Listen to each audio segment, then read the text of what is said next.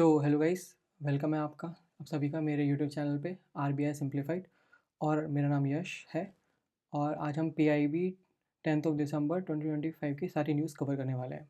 Major news cover करने वाले हैं। और सबसे ज़्यादा इम्पॉर्टेंट इस सेशन में ये है कि हम ज़्यादा कोऑपरेटिव्स के ऊपर डिस्कशन करेंगे और उनसे रिलेटेड न्यूज़ को ज़्यादा पढ़ेंगे। तो पहली न्यूज़ ये है कि world largest grain storage scheme. तो गवर्नमेंट ने world largest grain storage plan in the cooperative sector को लॉन्च किया था, अप्रूव किया था 31 मई 2023 में। जो हमारे यहाँ पर फूड स्टोरेज कैपेसिटी की शॉर्टेज चल रही थी उसको काउंटर करने के लिए ये प्लान पायलट प्रोजेक्ट की तरह इम्प्लीमेंट हुआ था। और जिसका एक मेन मोटिव था कि हम एग्रीकल्चर इंफ्रास्ट्रक्चर को डेवलप कर पाए पैक्स में। तो पैक्स का फुल फॉर्म होता है PACS का फुल फॉर्म होता है primary agriculture and credit society. और by converting that multiple central schemes such as AIF, Agriculture Infrastructure Fund, AMI, Agriculture Marketing Infrastructure, SMAM, Submission on Agriculture Mechanization, PMFME, Pradhan Mantri Formalization of Micro Food Processing Enterprises, I guess. तो इन सब की schemes को use करके हम एक अच्छा pack बनाना चाहते हैं, प्राइमरी एग्रीकल्चर क्रेडिट सोसाइटी। और उसके थ्रू हम एक world largest grain storage plan create करना चाहते हैं। तो इसलिए गवर्नमेंट ने इस पूरी इनिशिएटिव को लॉन्च किया था 2023 में। अभी देख लेते हैं। तो जब इसको लॉन्च करने का ज़रूरत क्या था, क्योंकि जब हम इन स्कीम्स को इम्प्लीमेंट कर रहे थे ना, तो हमने कुछ इश्यूज़ को फेस किया। तो एक था कि outdated construction cost norms under AMIs, non uniform cost provisions for plain and north eastern region, no subsidy support for ancillary infrastructure, limited financial capacity of PACs and difficult arranging margin money, and absence of standard document SOPs causing delays, lack of hiring assurance from state agencies affecting loan approvals, and need for better alignment of PACs selection with storage deficit locations identified by FCI, NAFED और NCCF SWCs। तो मैं एक एक करके इसको discuss भी करूँगा और इनमें जो प्रॉब्लम्स थी उसका हम सॉल्यूशन भी इसमें उसका सॉल्यूशन भी दे रखा है।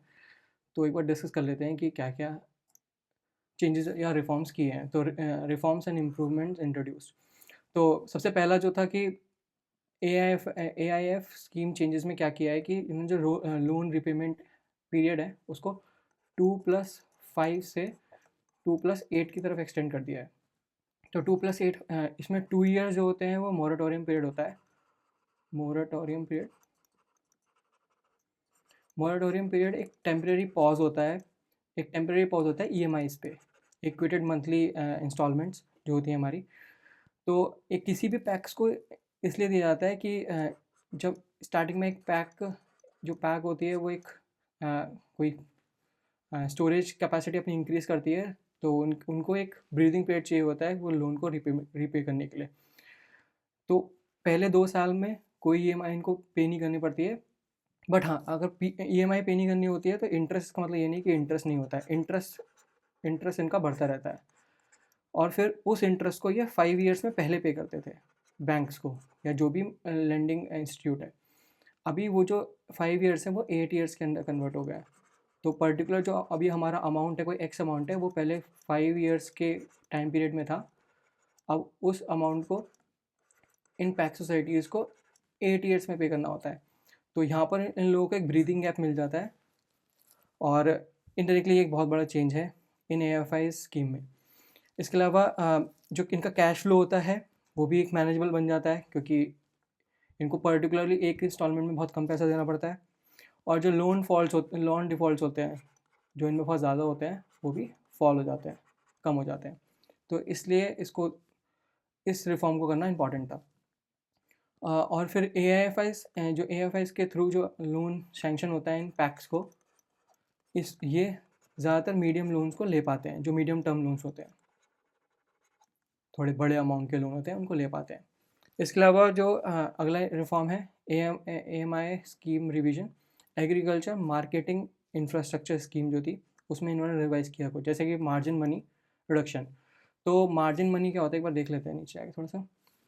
मार्जिन मनी एक वो पर्टिकुलर बोरोवर का कंट्रीब्यूशन होता है to the project when they apply for a loan. तो अगर कोई प्रोजेक्ट 10 करोड़ का है तो उसका 20%, अगर फॉर एग्जांपल मार्जिन मनी है, तो उतना परसेंट उनको, फार्मर्स को या पैक्स को, जो भी ले रहे हैं इस लोन को, उनको फाइनेंस करना होता है ना, उनको उनको पे करना होता है किसी भी लोन में। और जो बाकी 80% होता है वो बैंक फाइनेंस करता है उस पर्टिकुलर प्रोजेक्ट के लिए। तो मैं इनडायरेक्टली बोल सकता हूँ कि जो मार्जिन मनी होता है वो मेरा शेयर है, मतलब कोई योर शेयर, जो पैक्स का शेयर है, pack shares in the project, वो लोग देने वाले हैं इस अमाउंट का। इसके अलावा एक लोन अमाउंट जो होता है, जो बैंक देता है अमाउंट, वो एक्चुअली होता है टोटल प्रोजेक्ट कॉस्ट। जो टोटल प्रोजेक्ट कॉस्ट है उसमें से हम इस मार्जिन मनी को सब्ट्रैक्ट कर दें, या कोई और सब्सिडी इन लोगों को दी गई है उसको भी हम माइनस कर दें, तो वो लोन अमाउंट होता है जो एक बैंक फाइनली फाइनेंस करता है।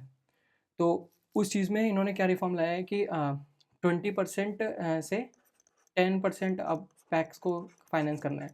तो जो पैक्स हैं या जो भी ग्रीन स्टोरेज कैपेसिटी बनाने वाली हैं अपने यहाँ, उनको ये ब्रीदिंग स्पेस भी देता है कि हाँ यार, मेरे को थोड़ा कम पैसा करना है। तो इनके पास क्या आता है, इनके पास ज़्यादा मनी आ जाता है अपने प्रोडक्ट का स्टैंडर्ड बढ़ाने में, या जो कैपेसिटी बढ़ा रहे हैं उसके अंदर और ज़्यादा बदलाव करने में, है ना। तो उनके पास इनडायरेक्टली कैश फ्लो या लिक्विडिटी बढ़ जाती है, तो लिक्विडिटी इंक्रीज हो जाती है, इससे लिक्विडिटी इंक्रीज हो जाती है पैक्स की या कोई भी कोऑपरेटिव सोसाइटीज़ की। तो एक एग्जांपल, वैसे एग्जांपल ये काफ़ी है, ये ले सकते हैं, लेकिन एक स्टोरेज कैपेसिटी पे एक एग्जांपल लेना हो तो अगर मान लीजिए कोई प्रोजेक्ट कॉस्ट है वो 1.75 करोड़ का है, और मैं एक पैक सोसाइटी जिसको 2500 मेट्रिक टन का एक गोडाउन बनाना है, जिसमें मेरी कॉस्ट आएगी 7000 रुपीज़ पर मेट्रिक टन। तो मेरा टोटल कॉस्ट हो जाएगा ये 1.75 करोड़। तो अगर मेरा पहले 20% मार्जिन होता तो मेरे को 35 लाख रुपीज़ फाइनेंस करने होते, और अभी 10% है तो इसका half, which is 17.5 lakh he finance करने हैं मेरे को डालना है वो पैसा अपने पर्टिकुलर प्रोजेक्ट में। तो हाँ, मेरे पास ये जो 17.5 लाख एक्स्ट्रा रुपीज़ है, ये मेरे को एक ब्रीदिंग स्पेस देंगे कि मैं और चीज़ें भी इनकॉपरेट कर पाऊँ, अपने प्रोडक्ट का स्टैंडर्ड इंक्रीज़ कर पाऊँ और सारी चीज़ों को भी इसमें इनकॉपरेट कर पाऊँ। तो इसकी वजह से क्या है, स्मॉलर कोऑपरेटिव्स जो होते हैं वो भी एक अच्छा पैसा ले पाते हैं, और उनको बहुत आसानी होती है कोई भी पर्टिकुलर लोन को सैंक्शन कराने में। इसके बाद है कि कंस्ट्रक्शन कॉस्ट नॉर्म इंक्रीज़ करती है। तो कंस्ट्रक्शन कॉस्ट क्या होता है कि गवर्नमेंट डिसाइड करती है कि हाँ, कि पर्टिकुलर प्रोजेक्ट के लिए अगर मैं प्लेन एरिया में कॉर्पोरेट कोई ग्रीन कैपेसिटी बढ़ाने की कोशिश कर रहा हूँ, या कोई एक ऐसा इंफ्रास्ट्रक्चर क्रिएट कर रहा हूँ प्लेन एरिया में, तो उसका पर्टिकुलर कॉस्ट होता है पर मेट्रिक टन। तो पहले क्या होता था कि अभी तक वो जो अमाउंट था वो रिवाइज नहीं था। अभी अमाउंट जो है 3000 से लेकर 3500 मेट्रिक टन है, ये हमारे प्लेन एरिया का है, जिसको उन्होंने रिवाइज कर दिया है 7000 रुपीज़ पर मेट्रिक टन। ठीक है, पर मेट्रिक टन इतना लगता है। तो अभी इसकी वजह से क्या होता है कि जो पहले अमाउंट था उसकी वजह से कोई पर्टिकुलर रिफ्लेक्ट नहीं हो पाता था actual cost, actual construction expense जो होता था। तो अगर वो रिफ्लेक्ट नहीं होता था तो एक डिटेल इन लोगों को डिटेल रिपोर्ट देनी होती है, डिटेल प्रोजेक्ट रिपोर्ट। तो वो बैंक को देनी पड़ती है। तो बैंक उसको पूरा रियलाइज़ करता है कि हाँ, इतना ही अमाउंट उसको लगेगा पर्टिकुलर प्लेन को बनाने में। तो पहले बहुत कम था, तो उसकी वजह से एक रियल कंस्ट्रक्शन एक्सपेंस नहीं प्रोजेक्ट हो पाता था, और बैंक जो है डिले करता था लोन्स को सैंक्शन करने में, या कभी कभी रिजेक्ट भी कर देता था। तो उस चीज़ से बचाने के लिए इन लोगों को इन्होंने ये एक बहुत इंपॉर्टेंट फुट डाला है कि इन्होंने पर्टिकुलर अमाउंट को चेंज कर दिया है। प्लेन एरियाज़ के लिए 3500 मेट्रिक टन से 7000 कर दिया है। और नॉर्थ ईस्टर्न स्टेट में, क्योंकि वहाँ पर हिली एरियाज़ होते हैं, वहाँ के अलग एक्सपेंसेस होते हैं, आपको ट्रांसपोर्टेशन कम्यूट करने में, चीज़ों को कम्यूट करने में, चीज़ों को लेके जाने में वहाँ पर बहुत ज़्यादा दिक्कत होती है इंफ्रास्ट्रक्चर मटेरियल को, रॉ मटेरियल को। तो उसके लिए उन्होंने 4000 से अब उसे 8000 कर दिया है, तो कॉस्ट रियलाइजेशन अच्छा हो पाता है। एक और पॉइंट था इसमें कि AMIs जो कंस्ट्रक्शन कॉस्ट को इन्होंने इंक्रीज़ किया है, इसमें क्या है कि इन्होंने एक चीज़ को और अकाउंट में लिया है, एक हाई स्टैंडर्ड, एक हाई क्वालिटी स्टैंडर्ड इंफ्रास्ट्रक्चर बनाने के लिए। तो किसी एक इंफ्रास्ट्रक्चर में किसी एक पर्टिकुलर ग्रीन स्टोरेज इंफ्रास्ट्रक्चर में सिर्फ और सिर्फ कूलिंग के लिए या इन सब चीज़ों के लिए एक पर्टिकुलर मैनेजमेंट होता है। उसके अलावा और बहुत सारी चीज़ें भी होती हैं, इंक्लूडेड कि फायर सेफ्टी कैसी है उस पर्टिकुलर इंफ्रास्ट्रक्चर की। तो फायर सेफ्टी के लिए भी एक इम्पॉर्टेंट चीज़ रहती है ये रोडेंट प्रूफ होना चाहिए हमारा जो पूरा का पूरा इंफ्रास्ट्रक्चर या स्टोरेज इंफ्रास्ट्रक्चर है, उसके लिए भी उसमें प्रॉपर वेंटिलेशन भी होना चाहिए एंड मॉइस्चराइजर कंट्रोल सिस्टम भी होना चाहिए। तो इन सब चीज़ों को भी इंक्लूड करने के लिए एक इन्होंने ये जो पूरा जो कॉस्ट है उसको भी बढ़ा दिया है। इसके अलावा एक मिनट, ठीक है, इसके अलावा जो अगली चीज़ है कि इन्होंने पैक सब्सिडीज़ एनहेंस कर दी है 25 से 33.33% में। तो अभी इस चीज़ का फ़ायदा क्या होता है कि मेरे को जो है ना, जैसे हमने अभी पढ़ा था कि जो कोई लोन अमाउंट होता है वो हमारा प्रोजेक्ट कॉस्ट होता है, उसमें से मार्जिन मनी हटाना होता है और सब्सिडीज़ भी हटानी होती हैं। तो वो सब्सिडीज़ को इन्होंने एनहेंस कर दिया है, 875 पर मेट्रिक टन से इन्होंने 2333 पर मेट्रिक टन कर दिया है, और नॉर्थ ईस्टर्न स्टेट के लिए भी इंटू 2 कर दिया है उसका, है ना, इंटू 2 कर दिया है। तो अभी ये अमाउंट अगर बढ़ जाएगा, सब्सिडीज़ भी इनको मिलेंगी, तो एक बैंक के पास भी एक स्पेस आ जाएगा कि हाँ उनको कम लोन सेंक्शन करना है, तो ये और लोन सेक्शन जल्दी से हो पाएगा क्योंकि कम लोन को करना पड़ेगा। तो ये लगभग 1.4 से 1/3 कर दिया इन्होंने। तो इसके अलावा एक एडिशनल सब्सिडी इन्होंने डाली है, जैसे 1/3 of the total admissible subsidies for ancillary services, जिसमें बाउंड्री वॉल्स होती है, इंटरनल रूट्स होती हैं, एक विंग ब्रिज होता है। तो मेरी कोई एक पर्टिकुलर स्टोरेज फैसिलिटी है, अगर उस स्टोरेज फैसिलिटीज़ में मैं सिर्फ स्टोर करने के लिए कुछ एरिया या उसकी कूलिंग सिस्टम के लिए ही बना के बैठ जाऊँ, वो बिल्कुल सही नहीं है ना। उसके अलावा मेरे को बहुत सारी चीज़ें चाहिए होंगी कि भाई अगर मेरे पास मेन स्ट्रीम से पावर नहीं आ रही है, इलेक्ट्रिसिटी नहीं है, तो मेरे पास एक पावर बैकअप प्लान हो, पूरा उसका एक इंफ्रास्ट्रक्चर हो। अगर मेरे पास मेरे पास एक पूरा अलग से बैकअप पावर प्लांट भी होना चाहिए, है ना। तो उस चीज़ को बनाने के लिए भी एक अलग से 1/3 ऑफ सब्सिडीज़ को भी इन्होंने इंक्लूड किया है, क्योंकि ये बहुत इंपॉर्टेंट होती है पर्टिकुलर स्टोरेज फैसिलिटीज़ के फंक्शन के लिए और प्लस उसके प्रोक्योरमेंट ऑपरेशंस के लिए, ऑपरेशन के लिए, ठीक है। इसलिए 1/3 ऑफ टोटल एडमिसिबल सब्सिडीज़ को भी इन्होंने इनकॉर्पोरेट किया है इसके अलावा भी। तो ये तो है भी, जैसे -1/3 तो होगा, इसके अलावा -1/3 और हो जाएगा, जिसमें एक इफेक्टिव लोन आ जाएगा, इफेक्टिव लोन अमाउंट आ जाएगा। तो वो इम्पॉर्टेंट है। इसके अलावा अभी अगला देख लेते हैं, नेक्स्ट। हाँ, इन्होंने स्टैंडर्डाइज किया है फॉर फास्टर एग्जीक्यूशन डिटेल मार्गदर्शिका या SOPs, model DPRs and standard documents. तो एक पर्टिकुलर एजेंसीज हर एक जगह डिफरेंट फॉर्मेट यूज़ करती है, जिसकी वजह से डिलेज हो जाते हैं, है ना। कोई एक स्टैंडर्डाइज ऑपरेटिंग प्रोसीजर नहीं होता इन पे, है ना। इनकंसिस्टेंट टेक्निकल स्पेक्स होते हैं और वेरिड कॉस्ट असेसमेंट होते हैं कि यहाँ पर मेट्रिक टन इतना है, इस स्टेट में इतना है, दूसरे स्टेट में इतना है। तो उसकी वजह से दोबारा से बैंक्स डिले करते हैं फिर इनको लोन सैंक्शन करने में, और टाइमली प्रोक्योरमेंट नहीं हो पाता, मतलब प्रोसेसिंग नहीं हो पाती लोन की, और चेकलिस्ट भी।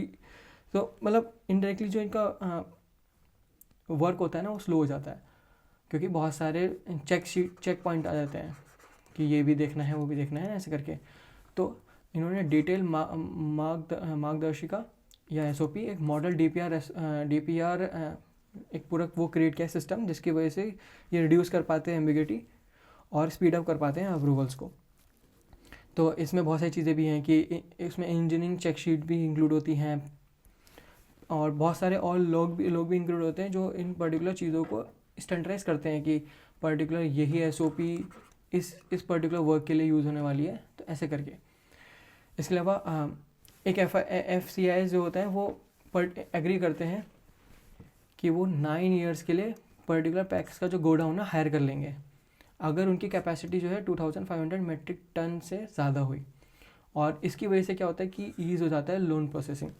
तो इनके पास पैक्स के पास कोई स्टेबल सोर्स ऑफ रेवेन्यूज़ नहीं होते हैं ना, तो स्टेबल सोर्स ऑफ रेवेन्यू नहीं होते। जब इनके पास स्टेबल सोर्स ऑफ रेवेन्यू नहीं होते हैं तो बैंक इनको लोन नहीं देता आसानी से, है ना। नहीं तो वही दोबारा से डिले करता है बहुत सारी चीज़ों, क्योंकि इनके पास वो पैसे को प्रोसेस करने के लिए, लोन प्रोसेसिंग करने के लिए अमाउंट ही नहीं है वो, है ना, लोन अमाउंट ही नहीं है वो।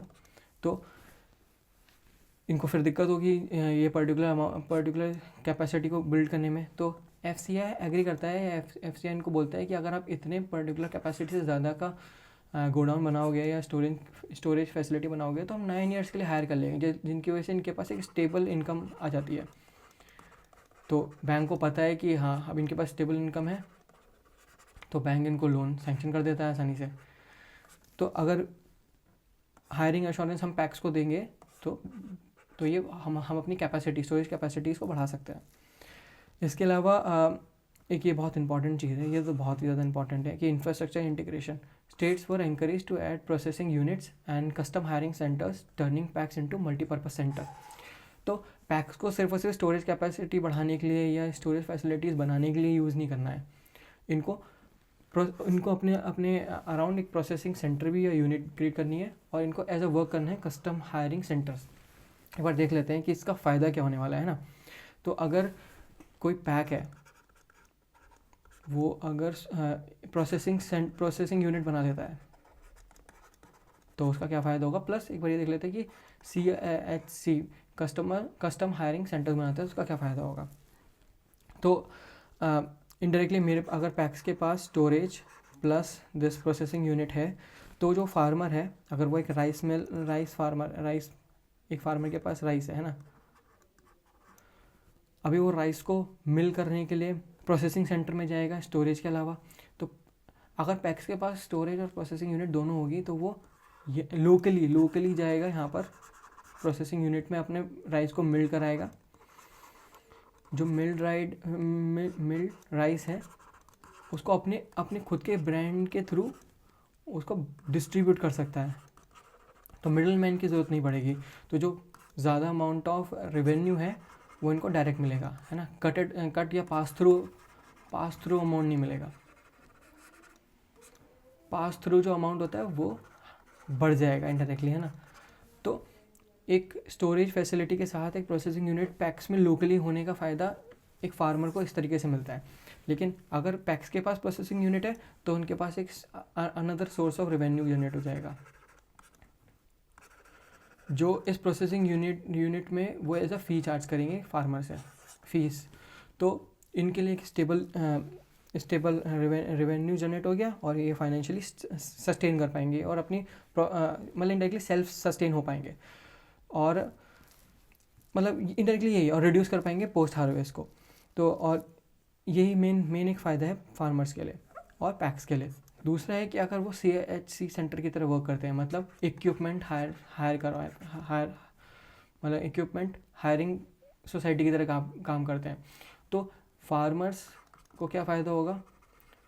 फार्मर्स अपनी प्रोडक्टिविटी इंक्रीज़ कर सकता है ना, प्रोडक्टिविटी उनकी इंक्रीज़ हो जाएगी क्योंकि वो हाई टेक्नोलॉजी वाले इक्विपमेंट्स और टूल को हायर करके या जो भी है लीज पे लेके उसके थ्रू अपनी फील्ड पे काम कर सकते हैं, तो उनका जो प्रोडक्शन है वो बढ़ सकता है।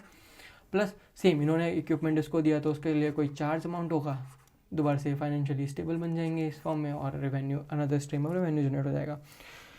इस प्रोसेस से क्या फ़ायदा होता है, फार्मर्स को बहुत फ़ायदा होता है क्योंकि यही एक सेक्टर है एग्रीकल्चर सेक्टर जिसमें फार्मर्स जो एक प्रोड्यूसर की तरह वर्क करता है यहाँ पर, उनको ही इन द एंड कम अमाउंट मिलता है। इन द एंड सारे के सारे मिडल मैन उसको प्रोसेस करके फिर कहीं और बेच के एक्सपोर्ट करके पैसा कमा लेते हैं। सिर्फ एक फार्मर होते हैं जिनके पास बहुत कम पैसा आता है ना, बोला जाता है एमएसपी के हिसाब से पैसा आता है तो बहुत कम आता है, वो अपनी खुद की ब्रांडिंग भी बहुत मुश्किल से कर पाते हैं मेजॉरिटी ऑफ द फार्मर।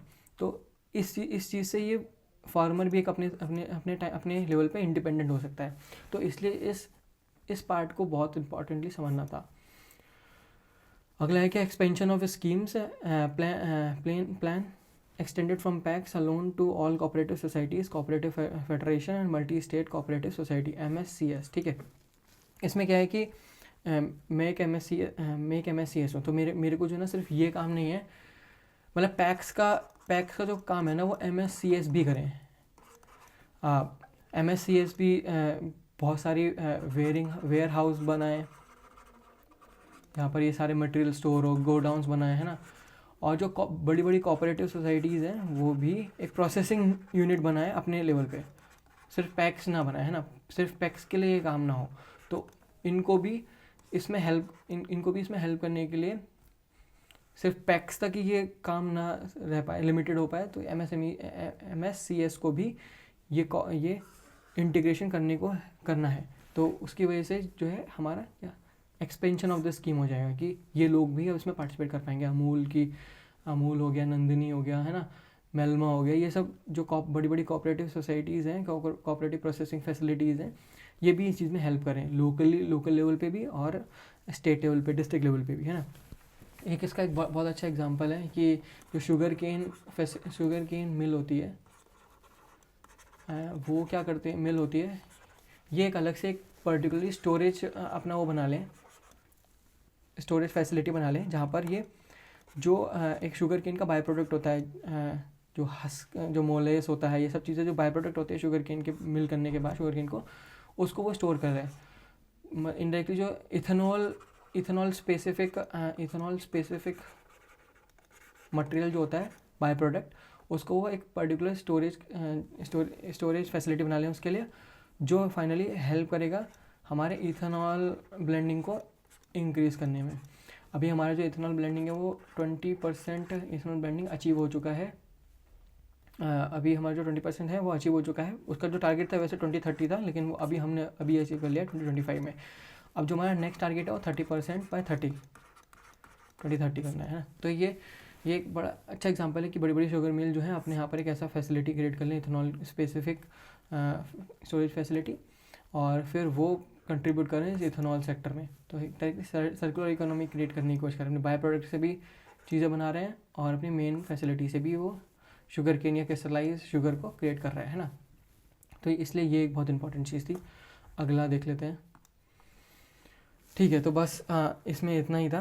अगला ये है कि एम्पावरमेंट ऑफ कोऑपरेटिव, ये भी एक कोऑपरेटिव स्पेसिफाइड वो है, मतलब तो एम्पावरमेंट ऑफ कोऑपरेटिव अंडर प्रधानमंत्री सहकार से समृद्धि योजना, मतलब प्रॉस्पेरिटी थ्रू कोऑपरेशन, ये इसमें लिखा है ना।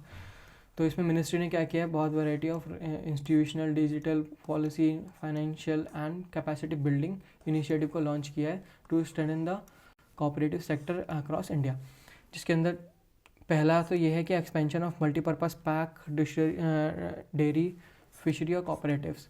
तो ये तो मैं बता ही चुका हूँ कि सिर्फ पैक्स को एक मल्टीपर्पज़ भी बनाना है और डेयरीज को भी मल्टीपर्पज़ बनाना है कि वो अपने खुद के रेवेन्यू जनरेट कर पाएँ। तो अभी गवर्नमेंट ने क्या किया है, एज ऑफ 15 नवंबर 2025 हमारे पास 30,083 न्यू पैक्स DCS, मतलब डेयरी कोऑपरेटिव सोसाइटीज़ और फिशरी कोऑपरेटिव सोसाइटीज़ हैं, जिसके अंदर particularly 15,793 dairy and fishery cooperatives हैं। ठीक है, एक ये पार्ट है। इसके अलावा इन्होंने क्या सपोर्ट प्रोवाइड किया है, capacity building through national council for of cooperative, हाँ नेशनल काउंसिल फॉर कोऑपरेटिव, मतलब मुझे इसका याद नहीं आ रहा है, national council for cooperative training, हाँ national council for cooperative training and NABARD, इसके थ्रू एक कैपेसिटी बिल्डिंग करना, मतलब स्किलिंग करना पर्टिकुलर पीपल का। जैसे उसमें पैक्स में 6817 पर्सन को ट्रेन किया गया है इस प्रोग्राम के थ्रू, जिसमें 153 प्रोग्राम्स हुए हैं। पैक्स में कंप्यूटराइजेशन प्रोजेक्ट करना, ये बहुत इंपॉर्टेंट है, इसमें हम डिटेल में भी आगे पढ़ने वाले हैं, जिसमें ERP ट्रेनिंग सिस्टम है, डाटा एंट्री, बहुत सारी चीज़ें हैं ना। नेशनल डेयरी डेवलपमेंट बोर्ड ने क्या सपोर्ट किया है कि उन्होंने भी ट्रेनिंग की है इन लोगों की, और बहुत सारे प्रोग्राम्स किए हैं एनिमल हेल्थ के ऊपर, SOPs क्रिएट करी हैं ऐसे करके, ब्रीडिंग के अलग अलग टेक्निक्स, और बहुत सारे अवार्ड्स रिकॉग्निशन भी दिए हैं, feed and fodder, cold chain, digital tools, ये सब इन्होंने सपोर्ट किया है एक NDDB ने। एक नेशनल फिशरी डेवलपमेंट बोर्ड, उन्होंने क्या सपोर्ट किया है, training, biofloc, culture, cage culture, infrastructure. ये एक और स्कीम का पार्ट है, प्रधानमंत्री सहकर से, मतलब कुछ ऐसा था, प्रधानमंत्री किसान समृद्धि, हाँ, प्रधानमंत्री किसान समृद्धि सह योजना, प्रधानमंत्री किसान समृद्धि सह योजना, तो ये इस स्कीम के थ्रू भी जो है ना NFDB ने सपोर्ट किया है ट्रेनिंग करने के लिए, बायोफ्लॉक केजेस बनाने के लिए। तो इस स्कीम के अंदर 2 कंपोनेंट होते हैं, जैसे कि एक में तो है कि अपनी ये एक्वाकल्चर जो उनका पूरा एरिया होता है ना, उसको ये इंश्योर कर सकते हैं, और उसके लिए पर्टिकुलर गवर्नमेंट इंसेंटिव्स देती है कि इतने एरिया का इतना % ले सकते हैं, 40% ले सकते हैं, ऐसे करके, और टोटल 1 लाख 1 लाख इंसेंटिव मिल सकता है, क्योंकि 25 हेक्टेयर पे मेरे ख्याल से 25,000 1 हेक्टेयर पे थे, है ना, कुछ ऐसे करके करते हैं। तो 4 हेक्टेयर टोटल, 4 हेक्टेयर के थ्रू 1 लाख रुपीज़ का ये इंसेंटिव ले सकते हैं। तो ये ऐसे करके, और बायोफ्लॉक, केज कल्चर और इंफ्रास्ट्रक्चर, ये इसको भी डेवलप कर सकते हैं इसके थ्रू कि 18,000 यूनिट्स पे हम कितना इंसेंटिव दे सकते हैं। मतलब इस योजना के थ्रू ये सब चीज़ें डेवलप करी हैं इन लोगों ने। मैं इसका बाद में एक डिटेल वीडियो बना दूंगा जिसमें हम प्रधानमंत्री किसान समृद्धि सह योजना के ऊपर बात करेंगे। और एक प्रधानमंत्री मत्स्य संपदा योजना, इसके थ्रू जो है 6,000 न्यू FCS बनने थे, लेकिन उसमें सिर्फ 3 लाख, उसमें क्या 3 लाख सपोर्ट मिलने वाला है पर FCS, और अभी हमने 1225 FCS को ऑलरेडी फंड कर दिया है। ठीक है, ये एक चीज़ हो गई। हाँ, इसके अलावा ये digital transformation of cooperative system, इसमें क्या है कि जो पैक्स को जो है ना डिजिटलाइज कर दिया, डायरेक्टली कंप्यूटराइज कर दिया है, और उन्हें एक unified ERP based national platform पे सबको, सारे पैक्स को एक unified ERP based national platform पे लेके आ गए हैं। ERP का फुल फॉर्म होता है एंटरप्राइज रिसोर्स प्लानिंग। तो ये एक प्लेटफॉर्म है जो रियल टाइम क्रेडिट और नॉन क्रेडिट ऑपरेशंस को हैंडल करता है, फोस्टर करता है लोन डिस्बर्समेंट और लो ट्रांजैक्शन कॉस्ट और seamless linkages with central digital cooperative banks और स्टेट कोऑपरेटिव बैंक्स के ऊपर, है ना। तो जो इसमें एक मेन चीज़ यही है, मतलब इस जो सिस्टम के अंदर ERP सिस्टम के अंदर 2 पार्ट हैं, CAS plus MIS। CAS is common accounting system,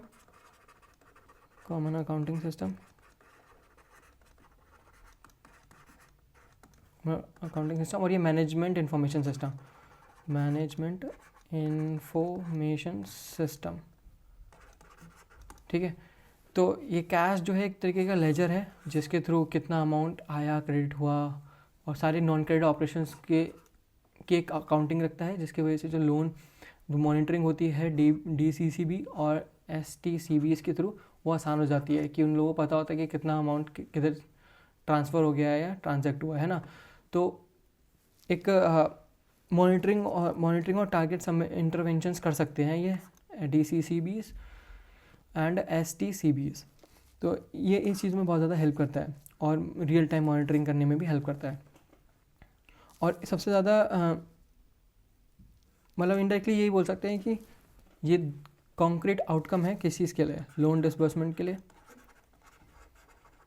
loan disbursement plus procurement operation, कि जो पैक से कितना प्रोक्योर कर रही हैं, ओवर प्रोक्योर तो नहीं कर रही हैं ना, ओवर प्रोक्योरमेंट तो नहीं हो रहा है, इसको प्रिवेंट करने के लिए, और जो स्टॉक लॉस है उसको भी रिड्यूस करने के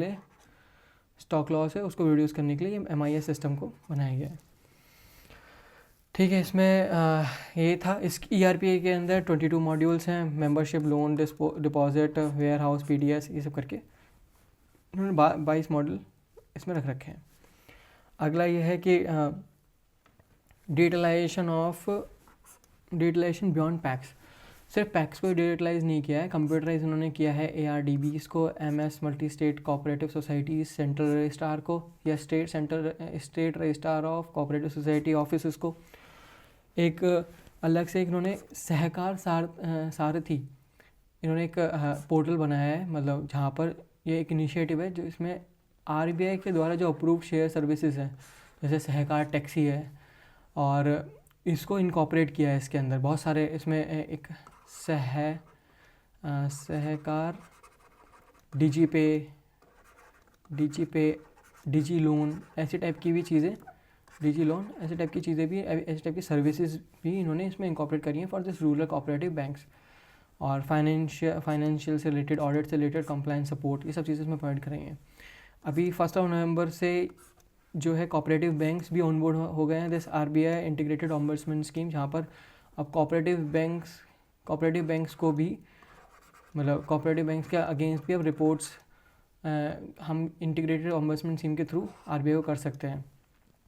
इसके RBI ऑम्बड्समैन स्कीम के अंदर 22 इनके सेंटर्स हैं टोटल, और इसमें एक सेंटर जहाँ पर आप ईमेल मतलब लेटर भी भेज सकते हो, चंडीगढ़ में है। ठीक है। और कोऑपरेटिव रैंकिंग फ्रेमवर्क 2025, जिसमें audit, financial performance, digital parameters, इस सब के थ्रू एक मैट्रिक क्रिएट करेंगे, मतलब परफॉर्मेंस मैट्रिक, और फिर सारे के सारे कोऑपरेटिव्स को रैंक करेंगे, जिसकी वजह से हेल्प, मतलब ये मिलेगा कि इस स्टेट के अंदर इतने कोऑपरेटिव्स हैं, उनकी रैंकिंग ये है और उनका परफॉर्मेंस ये है। तो ये कोऑपरेटिव सोसाइटीज़ या स्टेट जो इनकी मेन सोसाइटीज़ हैं, उनको हेल्प होगा कि एक पॉलिसी मेकिंग में हेल्प होगा, और उनके परफॉर्मेंस को असेस किया जा सकता है। तो इसलिए ये एक फ्रेमवर्क लॉन्च किया इन्होंने 2025 में, ये बहुत इंपॉर्टेंट है। एक NCD नेशनल कोऑपरेटिव डाटाबेस इन्होंने क्रिएट किया, जिसके अंदर repository of 8.4 lakh cooperatives, real time synchronization किया है with state RCS registrar of cooperative society via API integration, improve visibility for policy and analytics, ये तो मैं बता ही दिया है। इसके अलावा डिजिटल फाइनेंशियल इंक्लूजन के लिए इन्होंने माइक्रो ATMs थ्रू बैंक मित्र कोऑपरेटिव जो सपोर्टेड बाय हैं NABARD, तो उन्होंने बैंक मित्र कोऑपरेटिव को एक माइक्रो ATM, इनके पास एक छोटी सी एक मशीन होती है इन लोगों के पास, और ये गांव में जाके कहीं भी जाके कोई ऐसे बैकवर्ड एरियाज़ में जाकर ये जो ना ट्रांजेक्शन परफॉर्म कर सकते हैं through this particular device, POS type of device होता है ना। तो जो bank Mitra with help of this micro ATM, इनको माइक्रो ATM ही कहते हैं। ये परफॉर्मेंस, मतलब ये इंडायरेक्टली एक पार्ट है फाइनेंशियल इंक्लूजन का। आधार एनेबल पेमेंट सिस्टम, ये एनेबल कर सकता है transaction via PACS, secure, traceable and door step banking. इसके अलावा कुछ पॉलिसी एंड गवर्नेंस रिफॉर्म भी किए हैं इन्होंने। Model bylaws for PACS, multipurpose functioning, हमने देख लिया। एक्सपेंडेड एक्टिविटीज़, और बड़े कॉपरेटिव्स MSCS के लिए एक्सपेंड कर देना एक्टिविटीज़, ये भी इन्होंने इनकॉपरेट कर दी है इसके अंदर। नेशनल कॉपरेटिव पॉलिसी 2025, जिसके अंदर गवर्नेंस को एनहांस किया गया है, इंक्लूसिविटी बढ़ाई गई है, मार्केट के थ्रू लिंकेजेस क्रिएट करे गए कि फार्मर्स को भी हेल्प हो, पैक्स को भी हेल्प हो। और अमेंड किया गया अमेंड्स टू MSCS एक्ट, जिसकी वजह से transparency, broader membership, more representation for women और SC/ST मेंबर्स को भी हेल्प होगा। ठीक है, ये इतना इंपॉर्टेंट नहीं है, मतलब पढ़ सकते हैं। नेक्स्ट देख लेते हैं। Fourth is banking and credit facilitation, ये थोड़ा इंपॉर्टेंट है, और इसको मैंने थोड़ा आगे अच्छे से समझा भी रखा है ना। तो इसमें क्या है कि बैंकिंग एंड क्रेडिट फैसिलिटेशन, इसमें क्या है, इन्होंने रिलैक्स किया है फॉर कोऑपरेटिव बैंक्स, जैसे UCBs हो गए, STBCBs हो गए एंड DCCBs हो गए। इनको ये अपनी ब्रांचेस को जो है ना एक्सटेंड कर सकते हैं, और डोर स्टेप बैंकिंग प्रोवाइड कर सकते हैं रूरल एरियाज़ में, बैकवर्ड एरियाज़ में। और हाउसिंग लिमिट और गोल्ड लोन लिमिट भी इन्होंने कैप्ड कर दिया है एक, उसमें कि एक LTV होता है, लोन टू वैल्यू रेशियो, तो अभी आरबीआई ने कुछ टाइम पहले ही इसको कैप किया इनडायरेक्टली। आरबीआई तो बोला था कि 75% रखना है या उससे कम रखना है, बट पार्लियामेंट ने और मतलब मिनिस्ट्री ऑफ फाइनेंस ने आके बोला कि नहीं ऐसा नहीं हो सकता है। आप पर्टिकुलरली लोन के हिसाब से करो कि अगर मैं लोन 2.5 लाख से कम का ले रहा हूँ तो उसके लिए जो LTV रेशियो है, loan to gold value ratio है, वो लगभग 85% ऑफ दैट होगा पर्टिकुलर वैल्यू। मतलब अगर मेरा 100,000 रुपये का, मतलब 100,000 रुपये का गोल्ड है तो उस पर मुझे लोन जो है ना 850 रुपीज़ मिल सकता है ना। तो लेकिन वो लोन जो है ना 2.5 लाख से कम ही होना चाहिए और उसके बराबर होना चाहिए। अगर 2.5 से 5 लाख के बीच में है तो उन्होंने LTV रेशियो क्या डिसाइड किया है, विच इज़ 80% ओनली। और अगर 5 लाख से ज़्यादा है तो LTV रेशियो अब सबके लिए 75% पे हो गया है। तो ये इन्होंने एक इम्पॉर्टेंट डिसीजन लिया है। तो higher housing and gold loan ratio limits. Cooperative banks included this CG credit guarantee trustee for MS micro and small enterprises with up to 85% guarantee cover दे सकते हैं फॉर कोलेटरल फ्री लोन। ये banks money lending institute होते हैं, ये इस scheme के through 85% तक का गारंटी कवर दे सकते हैं फॉर कोलेटरल फ्री लोन। मतलब वो लोन जो है कोलेटरल फ्री होगा, कुछ गिरवी रखने की ज़रूरत नहीं है। PSL लिमिट जो है डेयरी कोऑपरेटिव्स के लिए वो 5 करोड़ से 10 करोड़ कर दी है इन लोगों ने। एक अलग से PSL नॉर्म्स का भी मैं एक वीडियो बना दूंगा, क्योंकि बहुत सारे RBI ने इस ईयर बहुत सारी चीज़ें चेंज करी हैं। UCB इसका अलग हो गया है, स्मॉल फाइनेंशियल बैंक्स का भी अलग हो गया है। और फिर उन्होंने कुछ वीकर सेक्शन में भी चेंजेस किए हैं PSL टारगेट के। और तो ये सब चीज़ें इसकी एक अलग वीडियो बना देंगे। इसके अलावा तो सबसे ज़्यादा इम्पॉर्टेंट ये चीज़ है कि इन्होंने असलियत में कोऑपरेटिव्स को हेल्प करने के लिए क्या किया है फाइनेंशियली।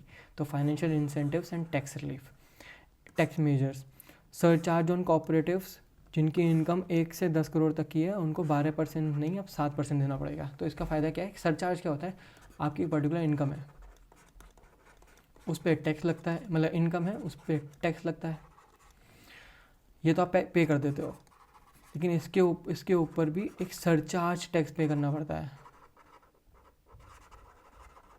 तो जब ये सरचार्ज टैक्स पे करते हैं तो लगभग वो कितना 12% टू 7% रहता है, मतलब 12% रहता है नॉर्मली। लेकिन अभी उन्होंने क्या किया है गवर्नमेंट ने कि हाँ उसको 12% से 7% पे चेंज कर दिया है। तो इसकी वजह से क्या फ़ायदा होगा कि जो इन लोगों के पास थोड़ा अमाउंट जो है, मतलब जो पैक्स हैं या कोऑपरेटिव सोसाइटीज़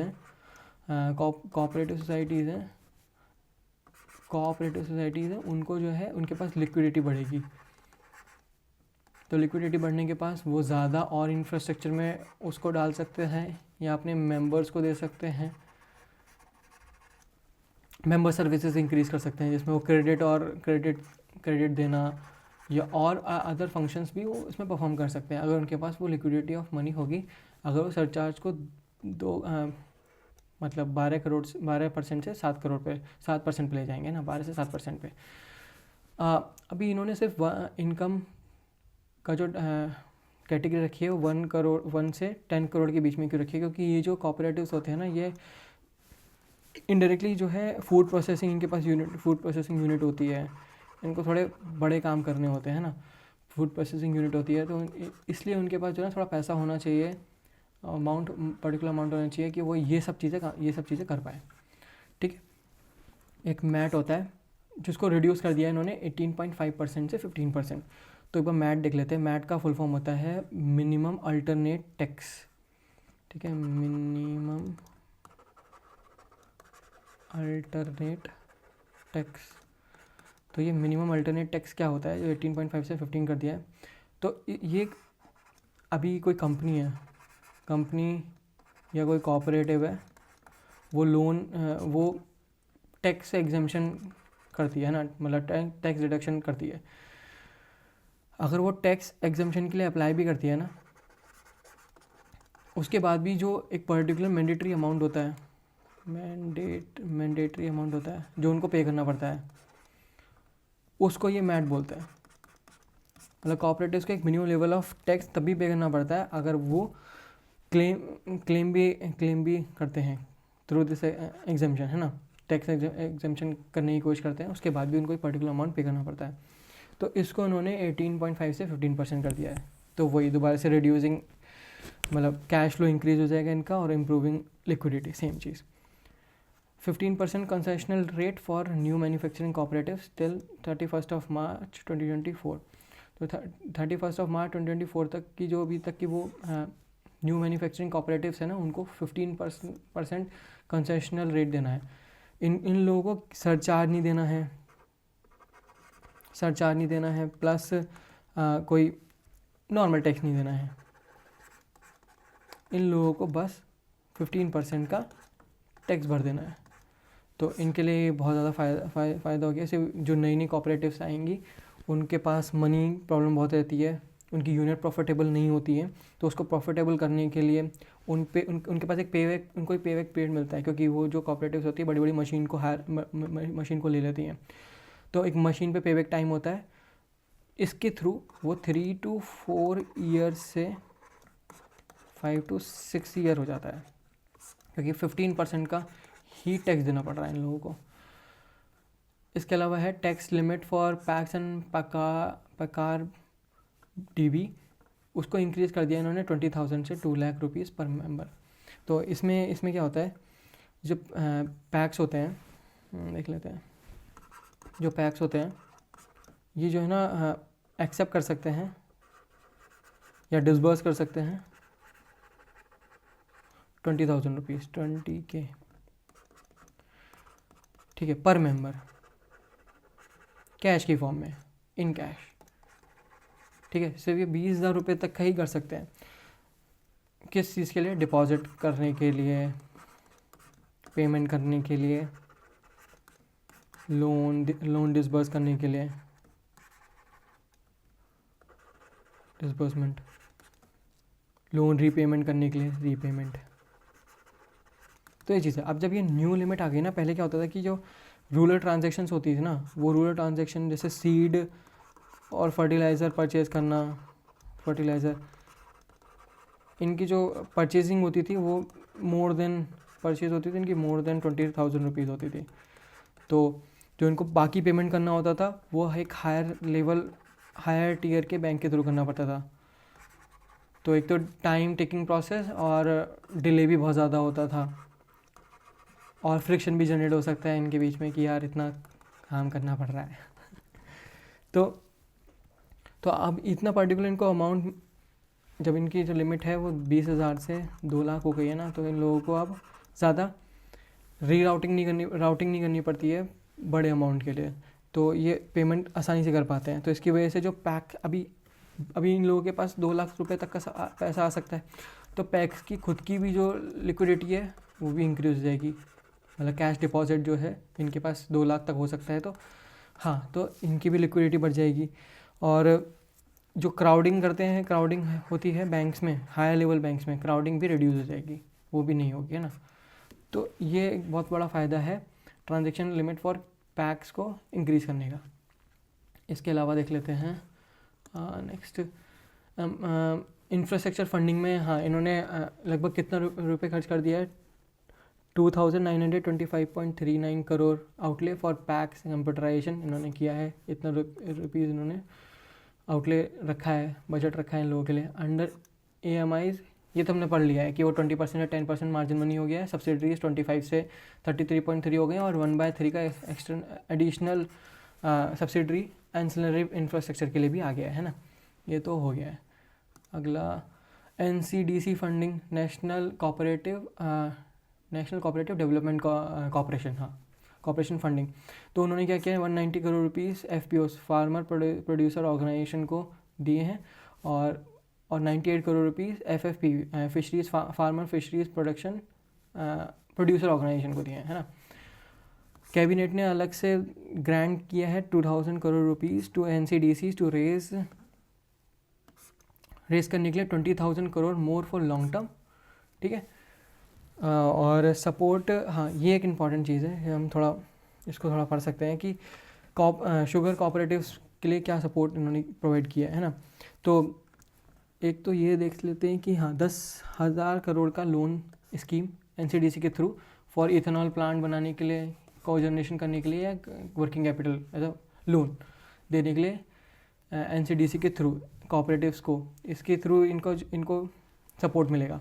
उसमें क्या है कि 6% का इंटरेस्ट सबवेंशन है और 5 ईयर्स का टाइम पीरियड है।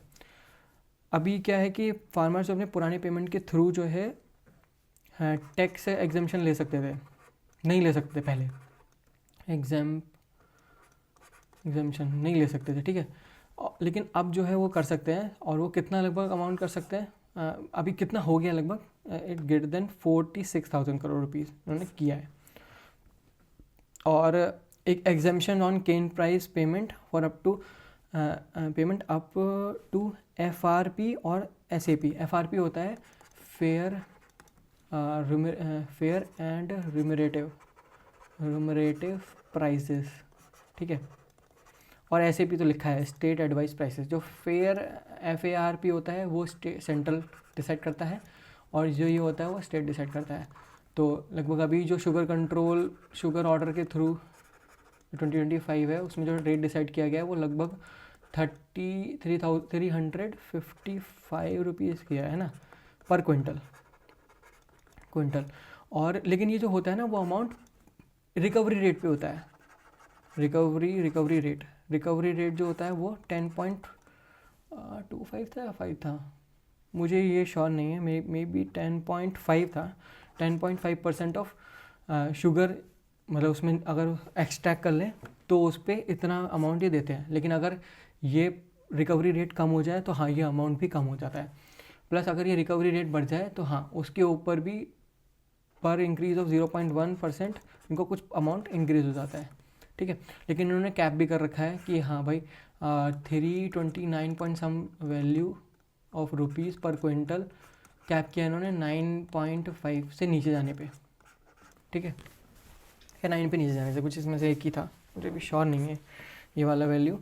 तो हाँ उन्होंने ये किया है। नॉर्मली जो SAP होता है ना वो ज़्यादा होता है या बराबर होता है FRP से, और अपना हर एक स्टेट अलग अलग डिसाइड करता है इस चीज़ को डिपेंडिंग ऑन द लोकेशन। तो इसमें भी इन्होंने एग्जाम्पशंस लेके आ गए हैं ये लोग। और GST on molasses reduce from 28% to 5%। तो ये एक GST रैशनलाइजेशन में ये एक इम्पॉर्टेंट चीज़ को लिया गया है। जिस इनडायरेक्टली जो मोलासेस होता है ना वो इथेनॉल प्रोडक्शन में और अल्कोहल प्रोडक्शन में हेल्प करता है। तो उस पर अगर GST कम होगी तो हाँ उसका प्रोडक्शन भी बढ़ जाएगा। तो ये एक इम्पॉर्टेंट चीज़ थी। Okay, impact of GST rationalisation on cooperatives. तो आज का जो सेशन है ना वो कोऑपरेटिव्स के ऊपर बहुत ज़्यादा है, और आप देख सकते हो कि वो एक पूरा स्टोरी की तरह है सब चीज़ें, है ना। तो अगर हम स्टोरी की तरह इन सब चीज़ों को पढ़ के चलेंगे ना, तो हम जब हमारा डिस्क्रिप्टिव राइटिंग का में कुछ कोऑपरेटिव्स के ऊपर क्वेश्चन आएगा ना, तो हम ऐसे करके पूरी स्टोरी लिख सकते हैं, मतलब स्टोरी या पूरे आंसर लिख सकते हैं, और उस आंसर के अंदर सारे के सारे कंपोनेंट्स को भी हमने इंक्लूड कर रखा होगा। तो हमारा एक क्वालिटी ऑफ आंसर बहुत ज़्यादा अच्छा होगा। तो अगर हम ऐसे स्टोरी की तरह इन सब चीज़ों को पढ़ेंगे ना, तो मुझे लगता है कि हाँ इसमें हम हमारे जो सोचने की चीज़ें हैं ना कि हम कितने डायमेंशन में सोच सकते हैं वो इंक्रीज़ हो जाएगा। कि हाँ हम GST रैशनलाइजेशन के ऊपर सोच सकते हैं, टैक्स बेनिफिट के ऊपर सोच सकते हैं, है ना, और कंप्यूटराइजेशन डिजिटलाइजेशन के ऊपर सोच सकते हैं। और अगर कोई डिफरेंट रिफॉर्म्स हुए हैं किसी पर्टिकुलर स्कीम में कोऑपरेटिव्स को लेकर, तो उसके ऊपर हम सोच सकते हैं। तो ऐसे करके हमारा जो डायमेंशंस है ना हम इंक्रीज़ कर लेंगे अगर हम ऐसे स्टोरी में चीज़ों को पढ़ते चलेंगे। और तो यही एक इम्पॉर्टेंट चीज़ है जिस तरीके से मैंने अपने इस कंटेंट को मैंने ऑर्गेनाइज कर रखा है। तो अभी एक बार देख लेते हैं dairy sector GST rationalisation and impact. तो इसमें क्या रिवाइज GST रेट, हमें पता है पनीर और मिल्क के लिए जो GST रेट है वो नील हो गया है। वेयर एज जो बटर, घी, चीज़, मिल्क कैंस जो हैं उनका जो GST रिडक्शन है वो 12 से 5 वाले स्लैब में गया है। तो हमारे पास अभी 12 वाला स्लैब नहीं है, अभी 5% है और 18% है स्लैब जो है। एक 40% वाला स्लैब भी है जो सिन गुड्स के अंदर आता है या लग्जरी गुड के अंदर आता है ना। तो इसका नॉर्मली इसका फ़ायदा क्या होता है कि अगर मैं ये रिफॉर्म्स को लेके आता हूँ इन चीज़ों में, तो डेयरी कोऑपरेटिव्स पे इसका इम्पैक्ट क्या है। जो हमारी डेयरी कोऑपरेटिव्स है ना वो ज़्यादा कॉम्पिटिटिव हो जाएंगी। नॉर्मली इन कोऑपरेटिव्स को जो है ना, कोऑपरेटिव्स